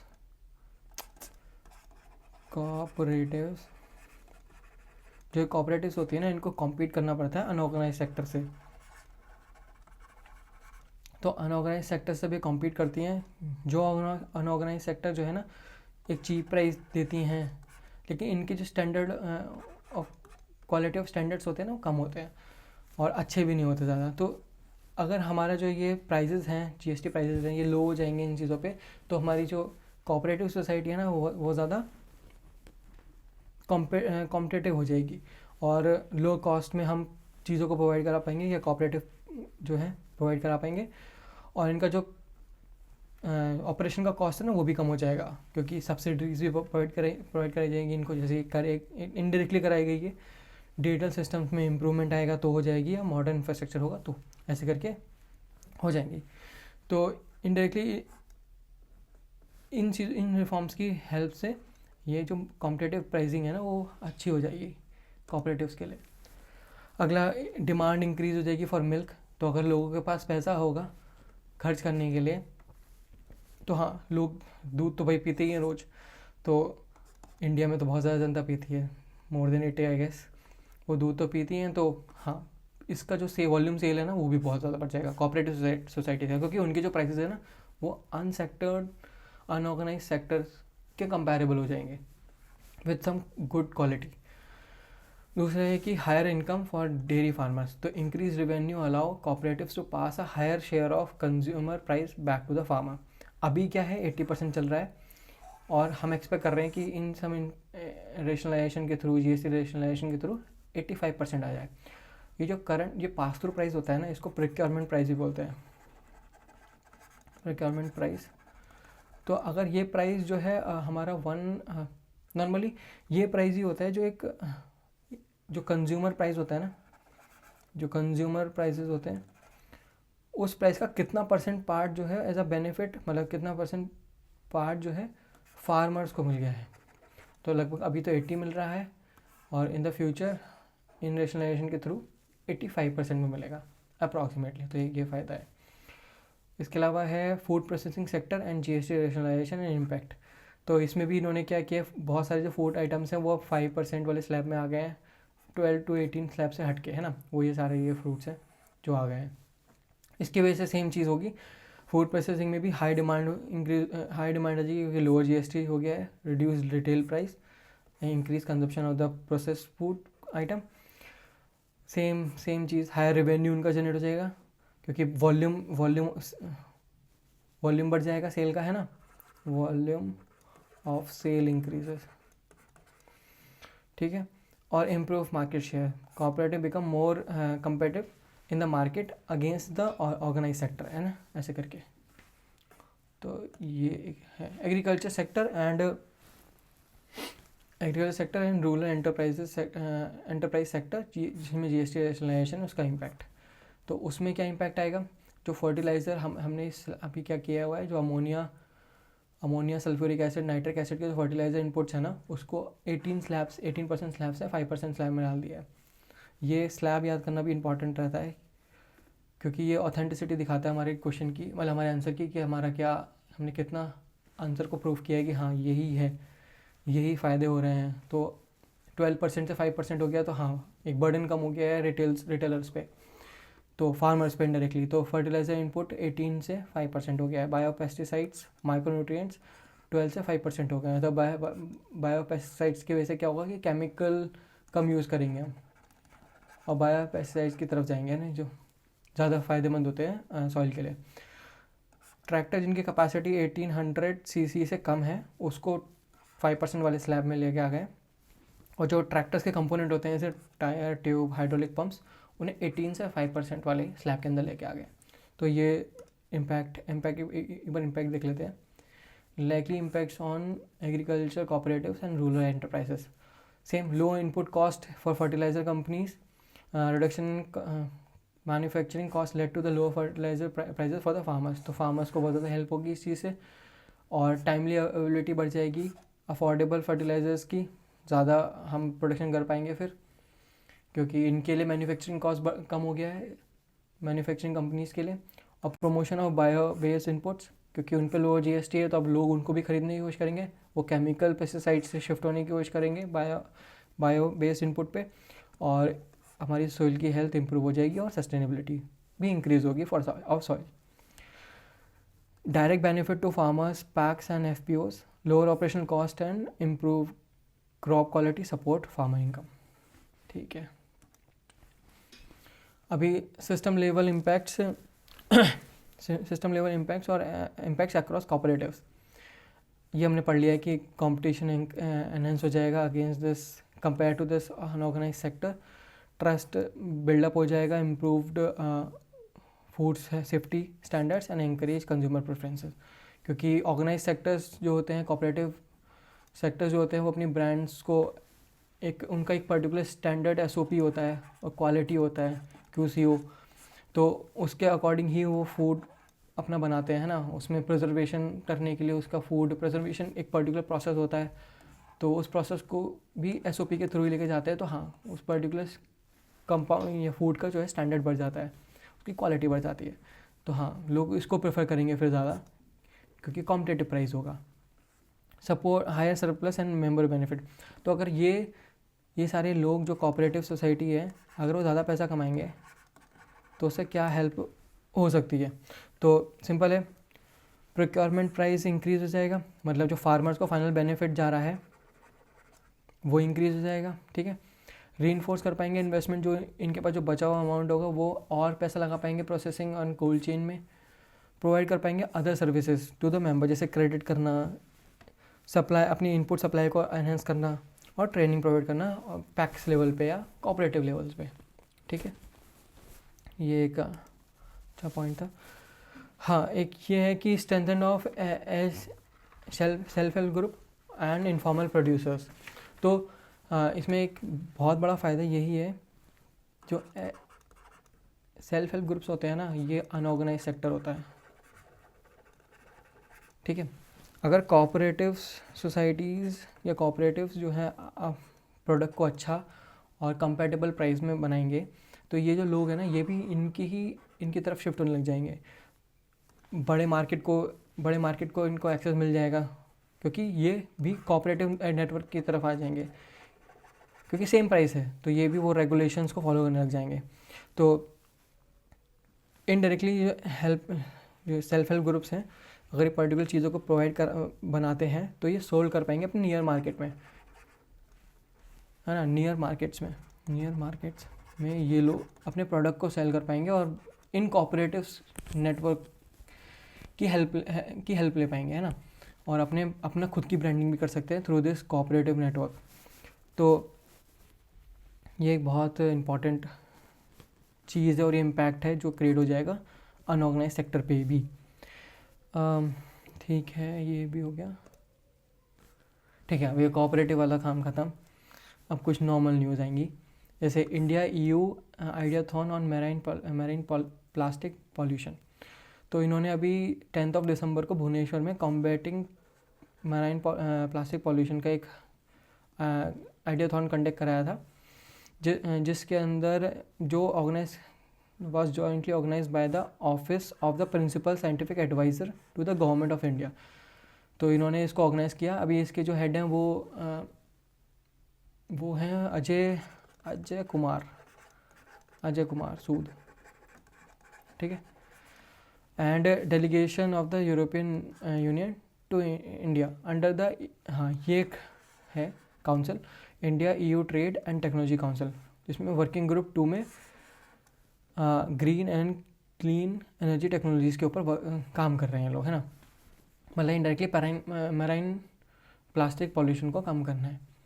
तो उसके लिए इन्होंने एक इवेंट को होस्ट किया, पूरी टेक्निकल काउंसिल ने, जिसके अंदर young innovators, researchers, stakeholders आए इंडिया से एंड EU से, और उन्होंने एक प्रैक्टिकल सॉल्यूशन डेवलप किया to reduce this marine plastic pollution. और ये जो पार्टिसिपेंट थे, इनको सपोर्ट किया गया through this workshop, mentoring and pitch training.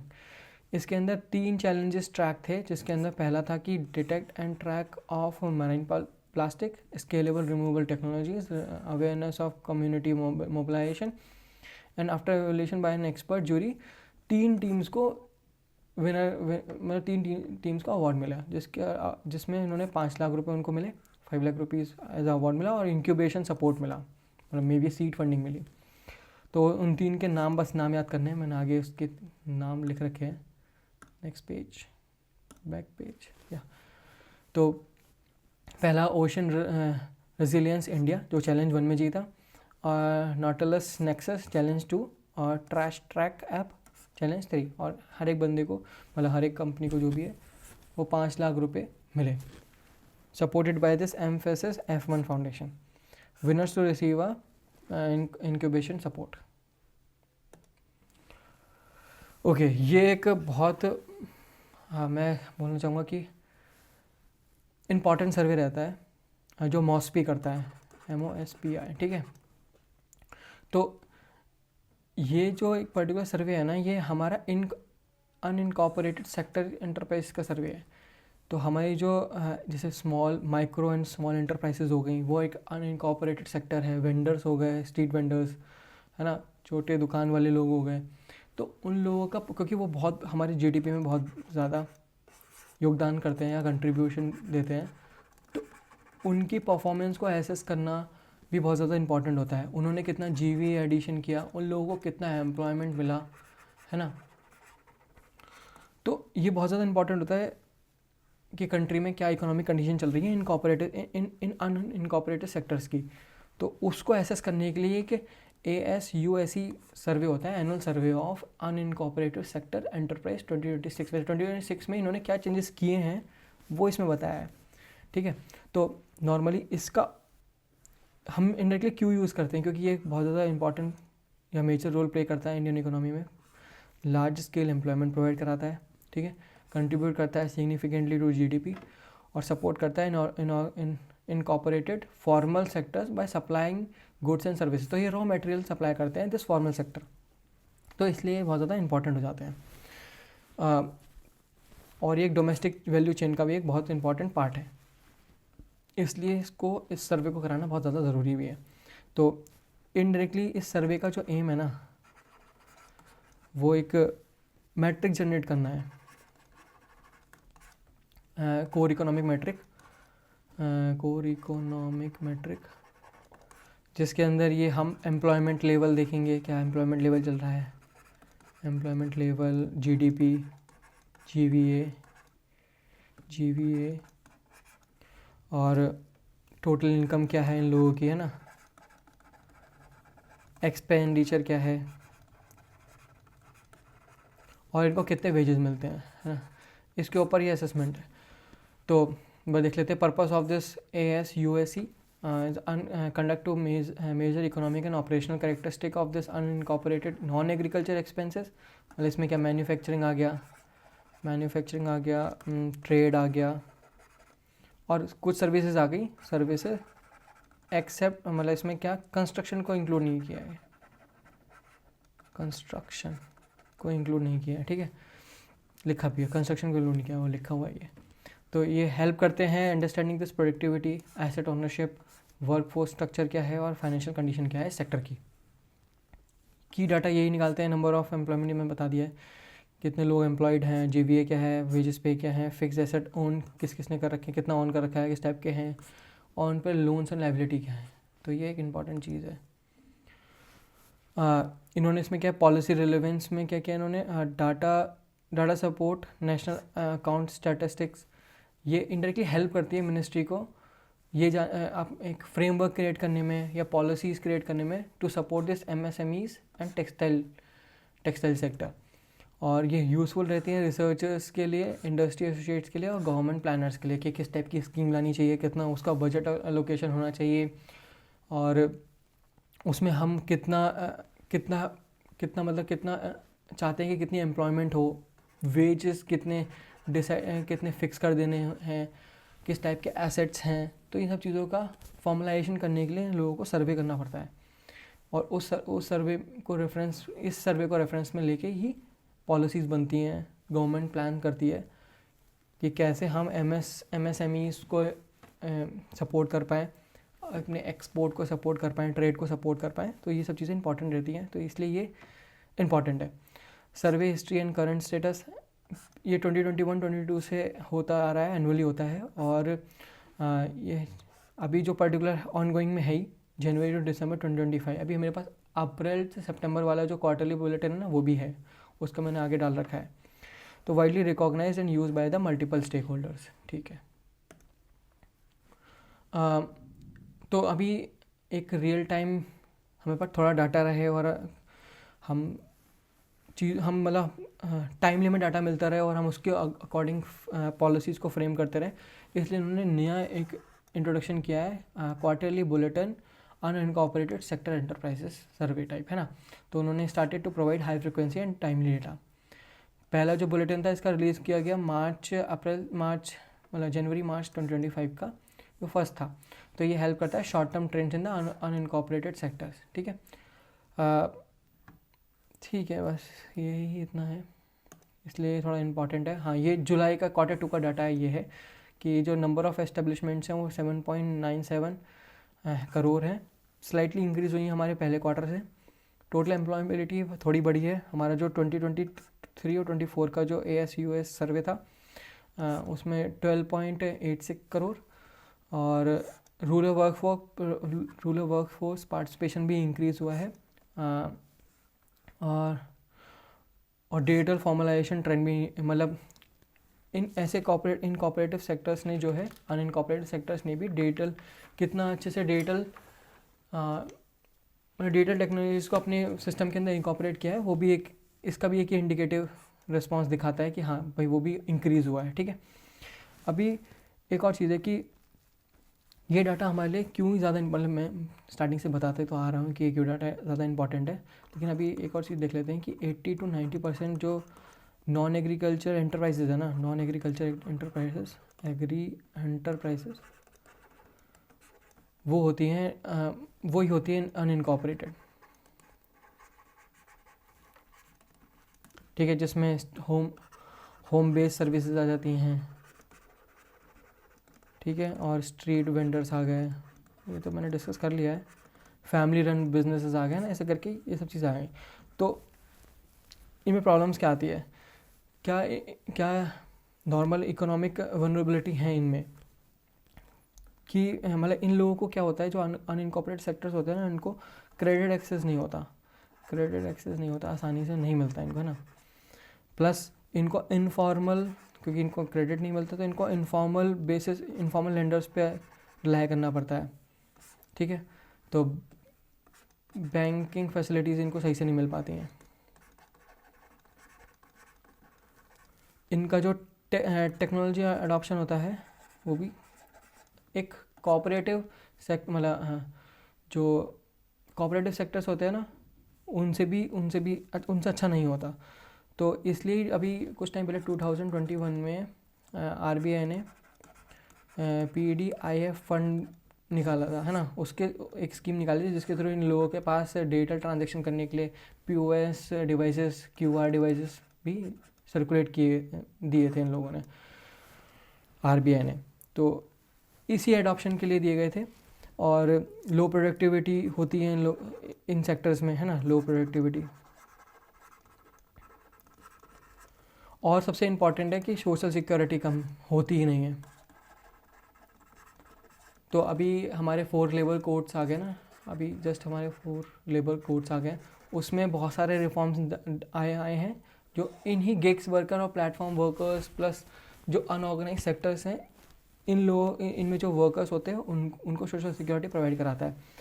तो इनडायरेक्टली मुझे लगता है कि 2026 वाला जो सर्वे होगा ना, उसमें बहुत सारे पॉजिटिव इंडिकेशंस आएंगी कि हाँ इनका डिजिटल फॉर्मलाइजेशन ट्रेंड इंक्रीज़ हो गया, एम्प्लॉयबिलिटी इंक्रीज़ हो गई, हमारा GVA एडिशन बहुत ज़्यादा हो गया है, इनका GDP कंट्रीब्यूशन भी बढ़ गया है। तो मुझे लगता है कि अगला जो आने वाला सर्वे है बहुत अच्छा होने वाला है, Q3 का भी अच्छा हो सकता है, और जो नेक्स्ट एनुअल सर्वे है वो भी अच्छा आएगा मेरे हिसाब से। इतने अच्छे रिफॉर्म्स होने का, GST रेशनलाइजेशन हो गया, है ना, इन सब चीज़ों के वजह से।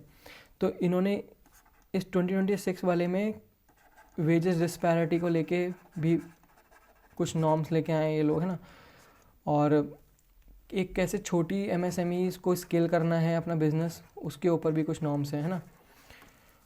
तो इन चीज़ों के ऊपर बात ये 2026 वाले में करने वाले हैं। तो यही एक पर्टिकुलर चेंजेस है जो उन्होंने किए हैं इस सर्वे में। तो बस यही बताना था कि उन्होंने कुछ चेंजेस किए हैं 2026 में और ये क्यों इम्पॉर्टेंट है, क्या वनरेबिलिटीज़ हैं इन सेक्टर्स के ऊपर। तो ये एक छोटा डिस्कशन था। अभी अगला देखते हैं। ठीक है, वो सेम चीज़। ठीक है, एक ये साइंटिफिक ब्रेक थ्रू है। ग्लूकास एक पर्टिकुलर एंजाइम है, India's breakthrough CRISPR tool that let scientist watch gene editing. तो कोई अगर हेरिडिटरी प्रॉब्लम होती थी या लाइफ थ्रेटनिंग डिसीज़ या कैंसर होता था ना, पहले एक जीन थेरेपी नाम की चीज़ होती है जिसमें क्या होता है कि पर्टिकुलर एंजाइम को एक पर्टिकुलर जीन पर रिलीज़ किया जाता है, ठीक है, और वो उस पर्टिकुलर जीन पे जाके उसको कट कर देता है ना, और फिर उस जीन को रिमूव कर देता है ना। तो वो जो मतलब अनहेल्दी जीन है ना, वो रिमूव हो जाता है इस प्रोसेस की वजह से, कैस्पर की वजह से, जिसमें जीन एडिटिंग करते हैं हम, है ना। तो इसमें प्रॉब्लम क्या थी, जो Cas9 था ना वो थोड़ा इनएफिशिएंट था। Cas9 रियल टाइम ऑब्जर्व नहीं होता था कोई पर्टिकुलर लिविंग सेल में, जिसकी वजह से हमें उस या तो पूरी की पूरी लिविंग सेल को किल करना पड़ता था या उसको पूरे का पूरा रिमूव करना पड़ता था। तो इन्होंने लोगों ने मतलब साइंटिस्ट ने क्या किया कि एक नया एक टेक्निक या नया मेथड ब्रेक थ्रू किया, जिसे डेवलप किया है बोस इंस्टीट्यूट कोलकाता ने, department of science and technology, और उस टीम को लेड किया है बासुदेव माजी ने। तो इसमें क्या किया है इन्होंने, ग्लूकास9 क्रिएट किया है by fusing this Cas9 with split nano luciferase enzyme जो ड्राइव्ड है फ्रॉम डीप सी श्रिम्प। तो ये क्या करता है कि वो पर्टिकुलर DNA के पास जाता है और वहाँ पर ग्लो करता रहता है। तो वो ग्लो करता है तो हमें रियल टाइम इमेजेस मिलती रहती हैं उस पर्टिकुलर जीन की, जिसकी वजह से DNA एडिटिंग करना आसान हो जाता है। तो यही था, मतलब एक नॉर्मल क्वेश्चन पूछ सकते हैं कि वो कौन सा एंजाइम है या ऐसे करके, और किसने डेवलप किया है, उस टीम को किसने लीड किया था, कौन सा डिपार्टमेंट था, ठीक है, किससे ड्राइव्ड होता है, इससे कुछ क्वेश्चन में भी आ सकते हैं, तो इसलिए मैंने डाल दिया। Real time visualisation, do not harm the cell, higher thermostability, ऐसे करके ये चीज़ें हैं। अब आगे पढ़ सकते हैं सब चीज़ें ना। इसमें सिकल सेल एनीमिया को ट्रीट करता है, ये सब चीज़ें करता है ना। तो ये ठीक है। एक GSV गति शक्ति विश्वविद्यालय ने अमेजोन के साथ MOU साइन किया है, memorandum of understanding to drive data driven innovation in logistic and warehouse. तो इनका एम क्या है कि प्रमोट करेंगे नॉलेज शेयरिंग। अमेजोन अपनी नॉलेज शेयर करेगा, अपना प्लेटफॉर्म शेयर करेगा और अपने लॉजिस्टिक आइडियाज़ और लॉजिस्टिक सिस्टम को शेयर करेगा, और कोलैबोरेटिव रिसर्च करेंगे in order to improve this logistic transportation warehouse and data driven decisions. इसमें क्या करने वाले हैं लोग, GSV में गतिशक्ति विश्वविद्यालय के अंदर ये एक अमेजॉन चेयर प्रोफेसरशिप बनाने वाले हैं, है ना, जो support high impact data driven research and warehousing and supply chain sector. तो ये एक टाइप का एकेडमिक और इंडस्ट्री कोलैबोरेशन है to solve this real world logistic challenges, है ना। बस ये याद रखना है कि GSV ने जो है ना अमेज़ॉन के साथ एक Amazon professorship indirectly Amazon professorship chair professorship बनाया है उधर, जो हेल्प करने का इम्प्रूव करने के लिए हमारे लॉजिस्टिक्स को।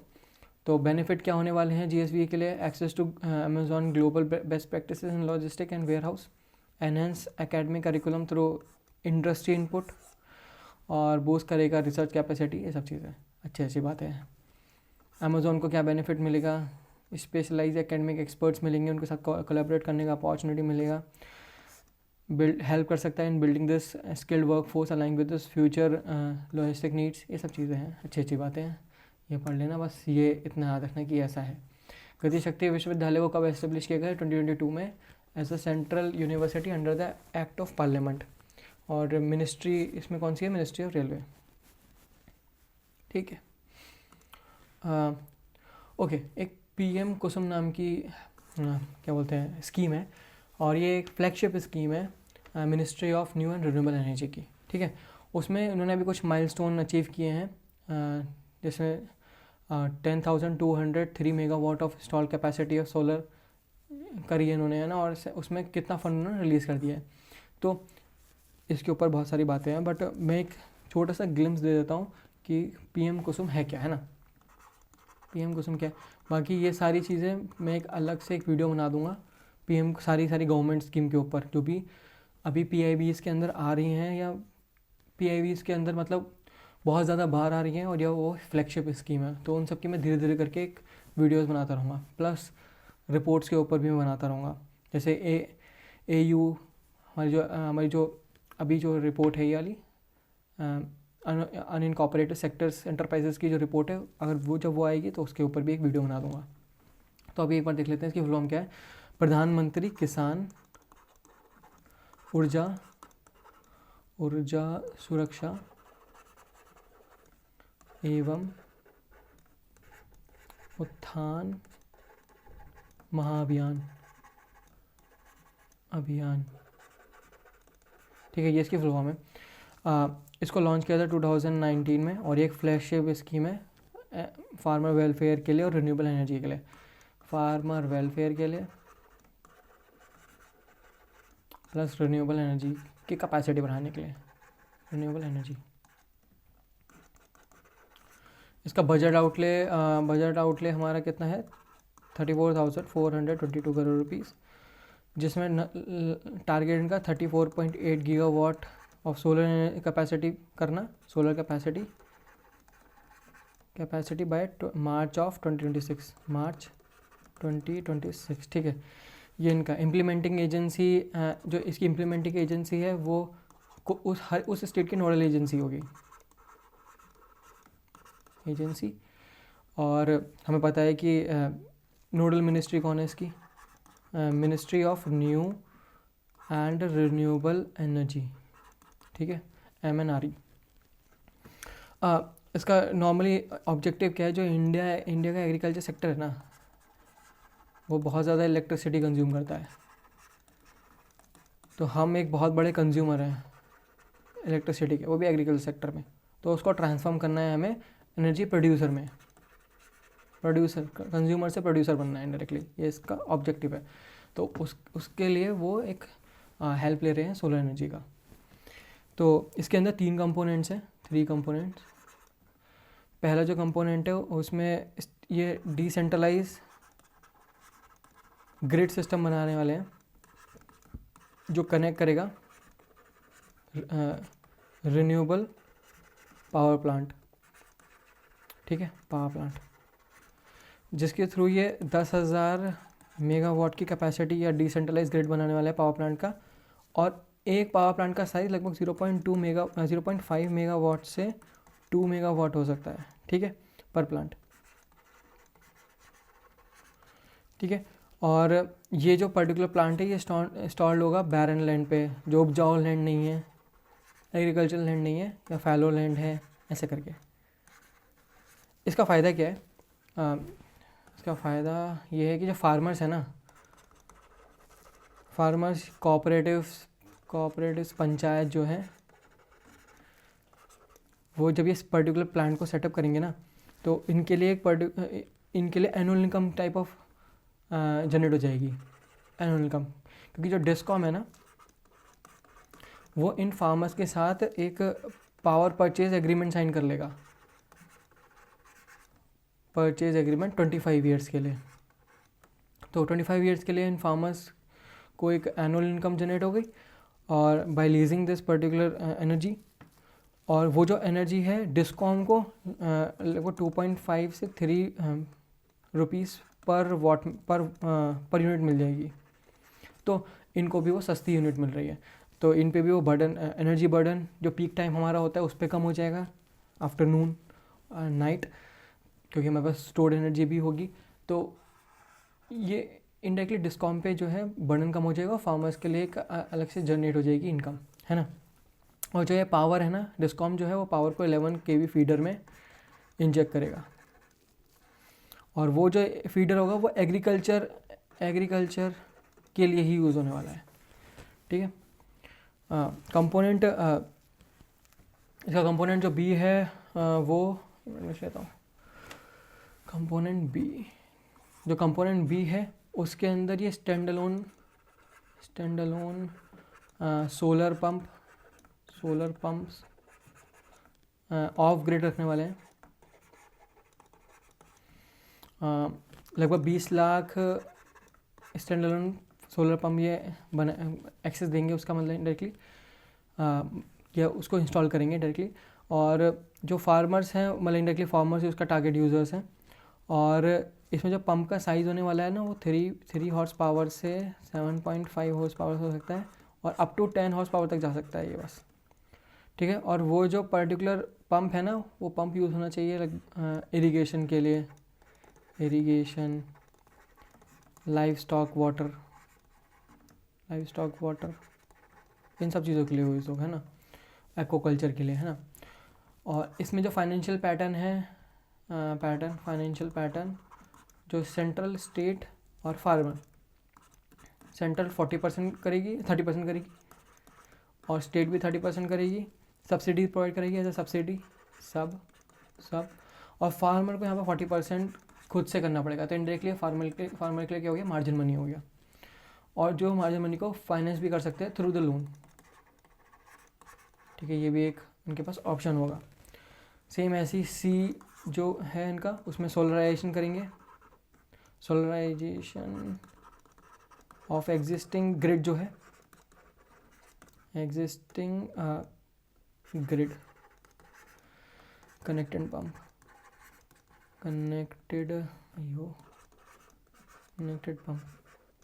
ठीक है।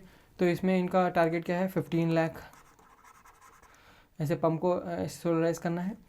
और इनडायरेक्टली जो सोलर एनर्जी के थ्रू ये पावर जनरेट करेंगे उससे तो अपना वो पंप चलाएंगे, जो बाकी एनर्जी बची होगी ना उसको वो एक्सपोर्ट कर देंगे ऑन ग्रिड, ठीक है। तो उसके थ्रू भी अपना रेवेन्यू जनरेट कर सकते हैं। तो इसमें क्या है, वो लगभग 5 to 10 किलोवाट की एक सोलर एरे बनाने वाले हैं। Array is installed on the farm, ठीक है।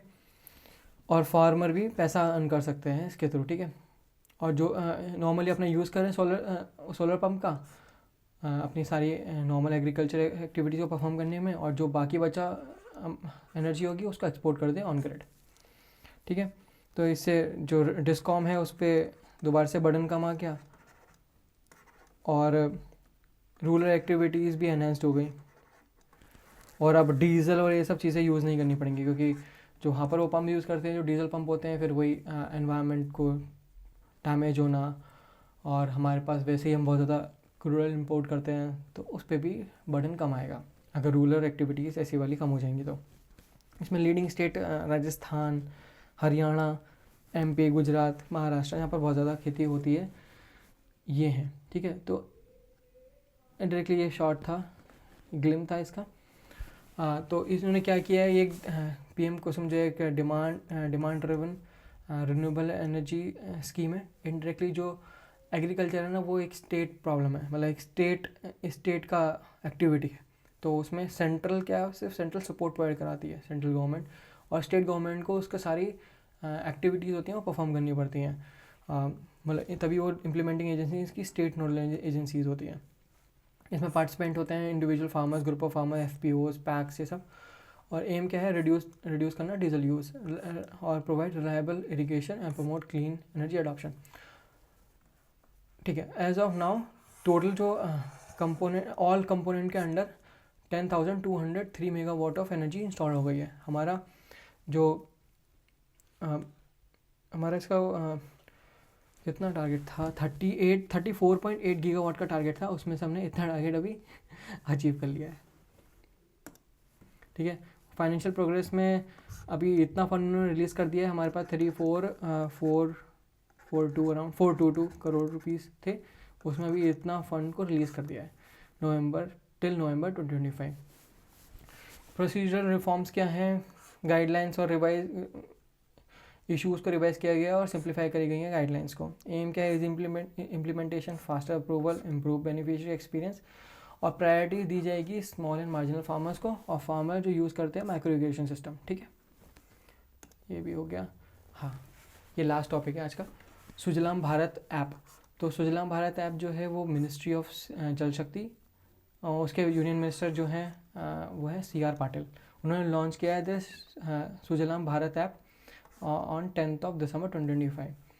इसको डेवलप किसने किया है, BISAC-N ने, Bhaskaracharya national institute for space application and geo informatics to modernise rural drinking water governance. ये बहुत अच्छा ऐप मतलब ऐप है जिसमें water system, water supply management को मैप करते हैं पर्टिकुलर विलेज से, और स्कीम्स को भी मैप करते हैं उस पर्टिकुलर विलेज से कि कौन सा विलेज किस टाइप की स्कीम के थ्रू अपने आप को एनहांस कर सकता है, उनके वाटर कैपेसिटीज़ को बढ़ा सकता है। हाँ, यहाँ पर एक जल जीवन मिशन भी है, उसके थ्रू भी अपने मतलब इंडायरेक्टली ये क्रिएट करेगा digital backbone for rural water supply system under जल जीवन मिशन। ये एक इंपॉर्टेंट है, integrate every rural water scheme into a single national wide platform. सारी की सारी स्कीम एक ही प्लेटफॉर्म के अंडर आ गई हैं। की फीचर्स क्या हैं इसमें, एडवांस जियो रेफरेंसिंग होगी वाटर सप्लाई इंफ्रास्ट्रक्चर की, जो भी कि यहाँ पर ये वाला पाइप है ऐसे करके, और इसका इंटीग्रेशन भी हो जाएगा गति शक्ति ऐप के जो हमारा नेशनल गति शक्ति प्लान है ना उसमें। तो उसमें सारी मिनिस्ट्रीज़ को पता होगा कि यहाँ पर ये वाटर पाइपलाइन जा रही है, तो उसके अकॉर्डिंगली वो अपना वर्क को बना सकते हैं कि हाँ अभी हम ये वाला वर्क कर रहे हैं, तो हाँ जो दूसरी मिनिस्ट्रीज़ हैं वो ये पर्टिकुलर इस एरिया में जाके काम कर सकती हैं। अगर उनको कुछ और काम करना है, वहाँ पर एक अच्छा ट्रांसपोर्टेशन सिस्टम बनाना है, तो वो सब ये चीज़ें कर सकते हैं। रियल टाइम मॉनिटरिंग होगी of asset and service delivery, digital profiling of each village and it's water supply system, तो उनकी वही प्रोफाइलिंग होगी, और हर एक गांव की एक आईडी बनेगी, digital identity for water scheme. तो हर एक स्कीम और उसकी सर्विस जो है ना असाइन कर जाएंगी एक पर्टिकुलर यूनिक सुजल गांव आईडी में, है ना। Enable clear mapping of which scheme supply what household, ठीक है, कौन सी स्कीम इस हाउस होल्ड में इस स्कीम के थ्रू क्या बोलते हैं टैप आए हैं या वाटर कनेक्टिविटी आई है, तो वो भी एक सही से रेगुलेट होगा। मतलब एकदम आधार सीडिंग टाइप ऑफ थिंग है कि आधार जैसे एक पर्टिकुलर पर्सन की आधार आइडेंटिटी होती है, यहाँ पर भी एक पर्टिकुलर हाउस होल्ड की आधार आइडेंटिटी होगी एक पर्टिकुलर सोशल गांव, है ना। सेम चीज़, store and integrate essential data, water sources, asset inventory होगी, scheme design, supply reliability and service level, और ऑपरेशन एंड मेंटेनेंस रिकॉर्ड भी रखे जाएंगे उसके अंदर, वाटर क्वालिटी रिपोर्ट्स भी होंगी, कम्युनिटी फीडबैक भी होगा, ठीक है। और BISAC-N भी ट्रेनिंग सेशन प्रोवाइड करेगा सारे स्टेट और यूटीज़ को। फोकस एरिया क्या होगा, ऐप ऑपरेशन, जियो रेफरेंसिंग होगी, एसेट इंटीग्रेशन, ये सब चीज़ें हैं, ठीक है। अच्छी बातें हैं। अभी ख़त्म हो गया क्या, नहीं एक और बचा है, maintain historical records of infrastructure condition and maintenance, मतलब ठीक है ये पढ़ लेना है, छोटी बातें हैं। इंटीग्रेटेड, हाँ ये एक इंपॉर्टेंट है कि integrate with PM Gati Shakti GIS geo informatic system for accurate geo spatial mapping. तो पर्टिकुलर हाउस होल्ड को मैप करने के लिए जो पर्टिकुलर हाउस होल्ड में मैप्ड है उसको अलग से मैप करेंगे ये PM गति शक्ति के साथ। वो जो मैंने सेम चीज़ बताई थी कि और मिनिस्ट्री को कोई पर्टिकुलर प्रोजेक्ट करना हो उस पर्टिकुलर हाउस होल्ड के पास या उस विलेज सूजल विलेज में, तो वो कर पाए, उनको पता हो कि हाँ भी कम मतलब नॉर्मल कम बजट में सब चीज़ें कर पाएँ, ठीक है। तो यही सब चीज़ें हैं, ठीक है। तो अभी हम पर डे के हिसाब से ये सब हर डे का PIB ऐसे ही कवर करने वाले हैं, उसमें कोई ना कोई एक पर्टिकुलर सब्जेक्ट होगा। मतलब जैसे आज कोऑपरेटिव्स के ऊपर बहुत ज़्यादा बातें हुई, ठीक है। कल किसी और सेक्टर के ऊपर बात हो सकती है, मतलब EV मोबिलिटी के ऊपर भी बहुत सारी स्कीम्स हो सकती हैं, और उसके ऊपर बहुत सारे रिफॉर्म्स हैं, क्या प्रॉब्लम्स हैं, वो सब चीज़ें भी हो सकती हैं ना। मतलब हम पर डे के हिसाब से एक पर्टिकुलर कॉन्सेप्ट पे भी वर्क करेंगे और सारी की सारी न्यूज़ भी कवर करने की कोशिश करेंगे through a story, kind of story, है ना, कि वो सब सिस्टमेटिक लगे कि हाँ यहाँ से स्टार्ट किया यहाँ पर गए, है ना। तो स्टार्टिंग और एंडिंग पॉइंट हमें पता हो, स्टार्ट एंड पता हो। तो अगर मुझे लगता है कि अगर हम ऐसे पढ़ेंगे चीज़ों को तो हमें ज़्यादा चीज़ें याद रहेंगी, रिटेन कर पाएंगे हम चीज़ें, क्योंकि RBI ग्रेड B में बहुत ज़्यादा इन्फॉर्मेशन होती है। बहुत सारी चीज़ें पढ़नी पड़ती हैं, बहुत सारा डेटा याद करना पड़ता है। अभी भी इसमें बहुत बहुत डेटा था, बहुत काइंड ऑफ मतलब बहुत सारी इन्फॉर्मेशन थी। तो वो सब चीज़ें अगर हम स्टोरी के थ्रू करते हैं ना तो हमें ज़्यादा अच्छे से याद हो पाती हैं, और हम दोबारा रिवीजन करेंगे। मैं बार बार कोई स्कीम, जैसे कुसुम स्कीम दोबारा आएगी ना, तो मैं दोबारा से ऐसे ही उसका छोटा सा ग्लिम दूंगा। हम अलग से गवर्नमेंट स्कीम्स के ऊपर, अलग अलग गवर्नमेंट स्कीम के ऊपर भी वीडियोस बनाएंगे, रिपोर्ट्स के ऊपर भी बनाएंगे, है ना। इन सब चीज़ों को सबको सबको ऐसे करके कवर करेंगे हम धीरे धीरे करके। तो अगर आपको वीडियो अच्छी लगी हो तो आप लाइक कर देना और मेरे चैनल को सब्सक्राइब कर लेना। Thank you.